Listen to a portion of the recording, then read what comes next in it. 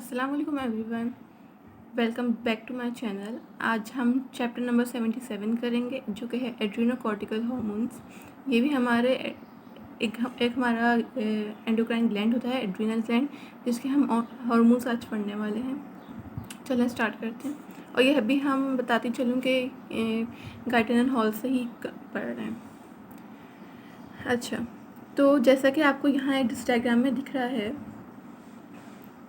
ये for example ये magnified section दिखाया हुआ है एड्रीनल ग्लैंड के। अच्छा, एड्रीनल ग्लैंड के मोस्टली दो पार्ट्स होते हैं, एक होता है मेड्यूला, ये जो ब्लू एरिया है ये मेड्यूला है, और ये कॉर्टेक्स। सही है। अच्छा, ये सब जो टेक्स्ट लिखा हुआ है मैं इस डायग्राम से आपको समझा दूँगी डायरेक्ट, तो फिर आपको आसानी मिलेगी समझने में। अच्छा, मेड्यूला जो होता है वो कैटेचोल अमाइंस जो होते हैं वो रिलीज़ करता है, जो कि होते हैं एपिनेफ्रिन एंड नॉर एपिनेफ्रिन, जो कि अभी हम वो अलग टाइम अभी आगे जाकर हम डिस्कस करेंगे। और कॉर्टेक्स जो होता है उसकी 3 लेयर्स होती हैं, जैसे क्या बताया, zona glomerulosa, zona fasciculata and zona reticularis. ये जो पतली सी सबसे जो चौड़ी लेयर होती है, सबसे जिसका बड़ा डायमीटर होता है, वो होती है जोना फेसिकुलेटा। अच्छा, अब इनके हार्मोन्स कौन कौन से होते हैं? जोना ग्लोमेरुलोसा के एल्डोस्टेरॉन होता है, जोना फेसिकुलेटा के कॉर्टिसोल एंड एंड्रोजन्स होते हैं, और मोस्टली कॉर्टिसोल होता है। जोना फेसिकुलेटा और रेटिकुलस का एंड्रोजन्स होते हैं। सही है। तो ये तो होगा हमारे पास हार्मोन्स। अच्छा, अब ये हार्मोन्स जो हैं वो किस चीज़ से रेगुलेट होते हैं, किस चीज़ से स्टिमुलेट होते हैं, तो हम अब इसमें पढ़ेंगे कि जो जोना ग्लोमेरुलोसा का हार्मोन होता है एल्डोस्टेरॉन, जिसको हम मिनरल कॉर्टिकॉइड भी कहते हैं, जैसे ये यहाँ लिखा हुआ है, ये मोस्टली स्टिमुलेट होता है एंजियोटेंसिन 2 एंड पोटेशियम, ये इसको स्टिमुलेट करते हैं। अब जोना फेसिकुलेटा का जो हार्मोन होता है, कौन सा, कॉर्टिसोल, वो स्टिमुलेट होता है ACTH से। और इसी तरह जो जोना रेटिकुलरिस के हार्मोन्स होते हैं एंड्रोजन्स, जो DHEA एंड एंड्रोस्टेरोन हैं, वो भी ACTH से ही स्टिमुलेट होते हैं। और ACTH कहाँ से रिलीज होता है? ऑब्वियसली हमें पता है पिट्यूटरी ग्लैंड से। तो ये इनकी स्टिमुलेशन का मैंने बता दिया। अच्छा, अब इसमें बताया गया है कि कैसे जो हार्मोन्स होते हैं वो बनते कैसे हैं, कैसे ड्राइव होते हैं। सही है। अच्छा, तो अब हम पढ़ेंगे कैसे हमारे पास ये हार्मोन्स ड्राइव होते हैं, कैसे बनते हैं। अच्छा, 80% जो हार्मोन्स होते हैं वो हमारे पास लो डेंसिटी लिपोप्रोटीन से बनते हैं, जो कि हमारे पास गुड फैट्स वगैरह जो होते हैं, गुड लिपिड्स जो होते हैं वो होते हैं। सही। अब ये बनते कैसे हैं?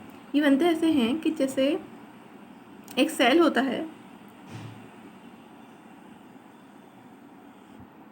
जो एड्रीनल ग्लैंड के सेल्स होते हैं उनके ऊपर एक कोटेड पिट्स होती हैं, ऐसी कुछ होती हैं। ये सेल है और उनके ऊपर एक कोटेड पिट्स हैं। अब LDL क्या करता है? LDL इनमें आके बाइंड हो जाता है। सही है। फिर ये क्या होता है, फिर ये अंदर चला जाता है, ये पूरा एंडोसाइटोसिस हो जाता है। एंडोसाइटोसिस का पता है क्या होता है? कि मतलब वो सेल के अंदर चला जाता है। सही है। फिर क्या होता है, वो लाइसोसोम से फ्यूज़ होता है और रिलीज़ हो जाता है, इसमें से कोलेस्ट्रॉल रिलीज़ हो जाता है। इस जो सेल अंदर आया था, यहाँ सेल दिया, उसमें से कोलेस्ट्रॉल रिलीज़ हो जाता है।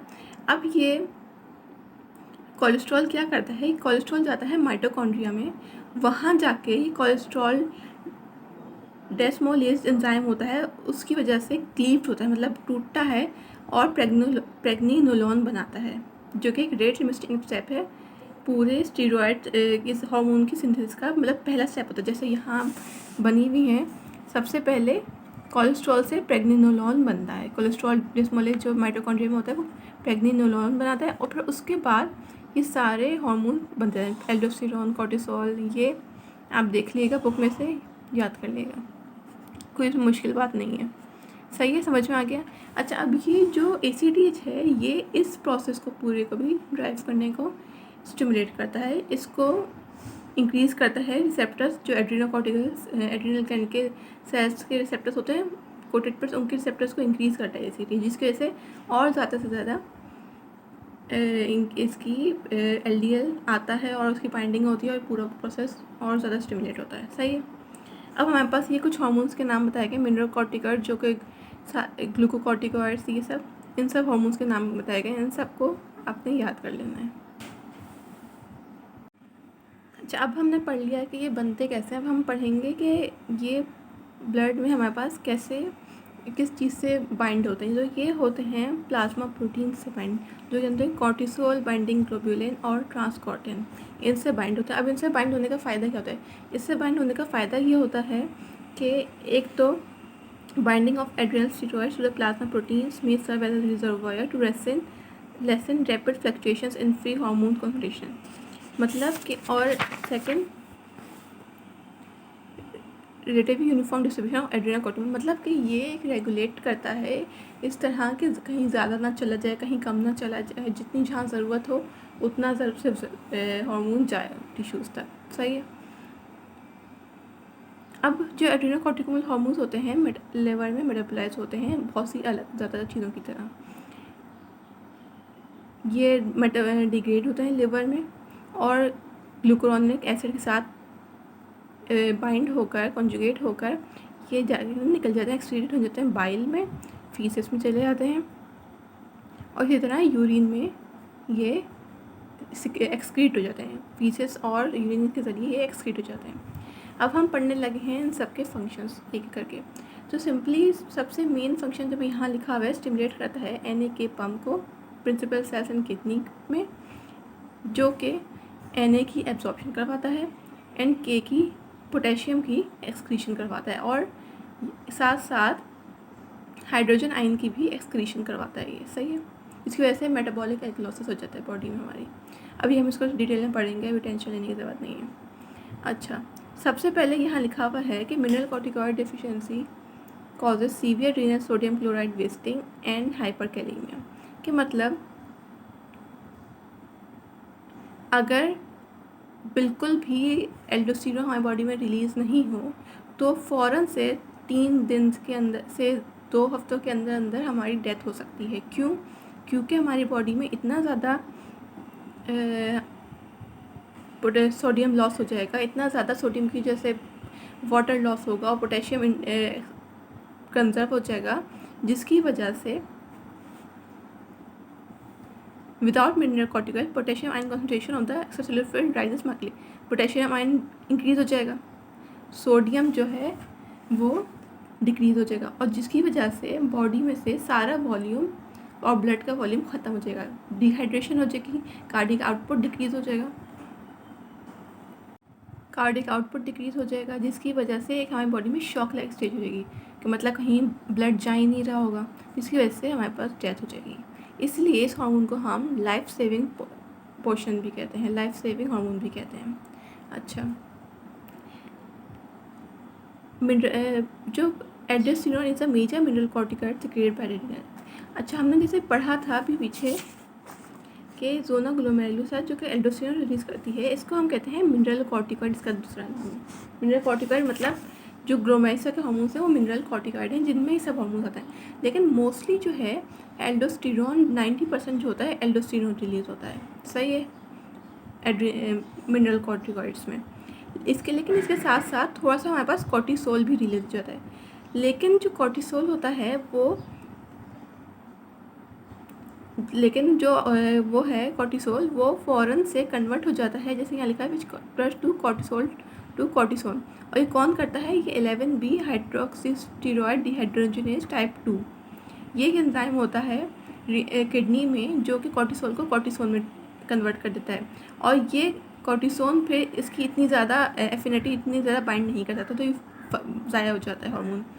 लेकिन जिन लोगों में इस हार्मोन की डेफिशिएंसी होती है 11-बीटा हाइड्रोक्सीस्टेरॉयड डिहाइड्रोजनेज टाइप 2 की, उनमें ये कन्वर्जन नहीं होती और कॉर्टिसोल रहता है, और कॉर्टिसोल जाकर फिर ये एक्ट करने लगता है, और इस मसले को हम कहते हैं apparent mineralocorticoid excess syndrome, AME। सही है, जिसमें कि इस हार्मोन की डेफिशिएंसी होती है, जेनेटिक डेफिशिएंसी होती है। अच्छा, अब हमारे पास है renal and circulatory effects of aldosterone, कि हमारे पास रीनल और सर्कुलेटरी इफेक्ट्स क्या होते हैं। अब असल मसला ये है कि इस पूरे टॉपिक में इन 2-3 ही बातों को बार बार डिफाइन कर रहे हैं 2-3 तरीके से, तो इसी वजह से थोड़ा सा ही लेंथ हो जाता है। अच्छा, तो इसलिए मैं इम्पोर्टेंट पॉइंट्स बताऊंगी aldosterone causes sodium to be conserve in the extracellular fluid while increasing potassium excretion in the urine. वही बात कि एल्डोस्टेरोन सोडियम को कंजर्व करता है और पोटेशियम की एक्सक्रीशन को इंक्रीज कर देता है। सही है। The net effect of aldosterone in plasma is to increase the total quantity of sodium in the extracellular fluid while decreasing the potassium। वही बात, total lack of aldosterone secretion can cause transient loss of, इसमें बताया गया अगर aldosterone बिल्कुल ही ख़त्म हो जाए हमारी बॉडी से, बिल्कुल ही रिलीज़ ना हो, तो 10 to 20 ग्राम्स ऑफ सोडियम हमारे एक दिन में हमारे यूरिन में एक्सक्रीट हो सकता है। सही है। अच्छा, अब सेकंड बात आ गई, excess aldosterone increases extracellular fluid volume and artery pressure but only has a small effect on plasma sodium concentration. अच्छा, इसमें बताया गया है कि अगर हमारे पास एल्डोस्टेरोन, यहाँ तो बताया गया था कि अगर कम हो जाता है, सही है, लेकिन अगर हमारे पास ज़्यादा हो जाए तो क्या होगा।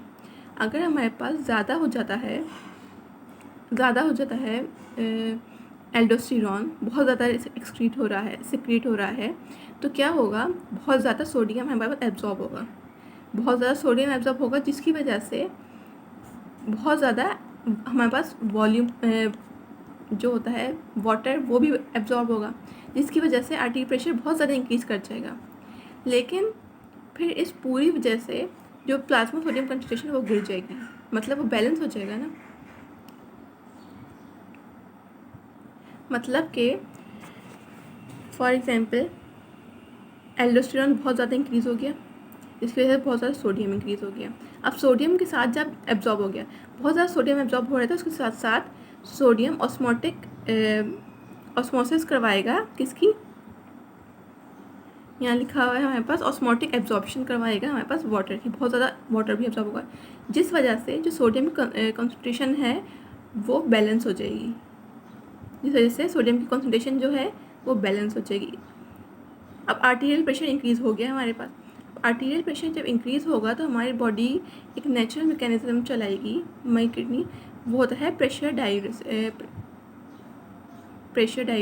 And pressure नाइट्रियोसिस। इसमें क्या होता है कि जैसे ही बहुत ज़्यादा आर्टीरियल प्रेशर इंक्रीज़ हो गया है, बॉडी ने देख लिया है, फ़ौरन से किडनीज वाटर और सॉल्ट की एक्सक्रीशन स्टार्ट कर देंगी, जिसकी वजह से ये दोनों फिर से नीचे चले जाएंगे इनके लेवल। इस हम मैकेनिज्म को कहते हैं एल्डोस्टेरोन एस्केप। सही है। मतलब कि क्या हुआ